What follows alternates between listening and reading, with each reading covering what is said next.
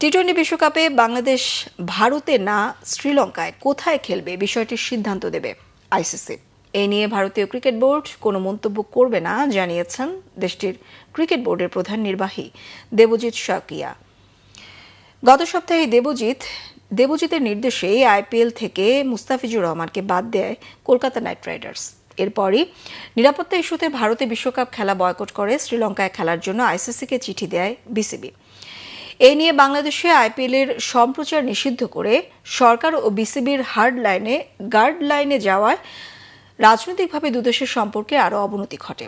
পরবর্তীতে দুদেশের রাজনীতিবিদ, সাবেক ক্রিকেটার, সংগঠকদের নানা মন্তব্যে পরিস্থিতি আরও জটিল আকার ধারণ করে। এরপর ভারতীয় ক্রিকেট বোর্ডের আর্থিক ক্ষতির কারণে বিশ্বকাপ ভেন্যু পরিবর্তনের সুযোগ নেই জানিয়ে বাংলাদেশকে ভারতে বিশ্বকাপ খেলার অনুরোধ জানায় আইসিসি। বিশ্বকাপে বাংলাদেশকে সর্বোচ্চ নিরাপত্তা প্রদানের বিষয়টি নিশ্চিত করে বিশ্ব ক্রিকেট সংস্থা। অবশ্য বাংলাদেশ সরকারের সাথে আলোচনা করে ভারতে বিশ্বকাপ না খেলার বিষয়ে পূর্বের সিদ্ধান্তে অনড় থেকে বোর্ড ভেন্যু পরিবর্তনে আইসিসিকে দ্বিতীয়বার চিঠি দেয়। সেই চিঠির জবাবের অপেক্ষা এখন বিসিবি। এর মাঝে প্রায় 8 দিন পর মুখ খুলেন মুস্তাফিজ বিতর্কের নাটের গুরু, বিসিসিআই প্রধান নির্বাহী। এবার বিশ্বকাপে বাংলাদেশের ভেন্যুর পরিবর্তনের বিষয়টি আইসিসির কোর্টে ঠেলে দিয়েছেন দেবজিৎ শইকিয়া।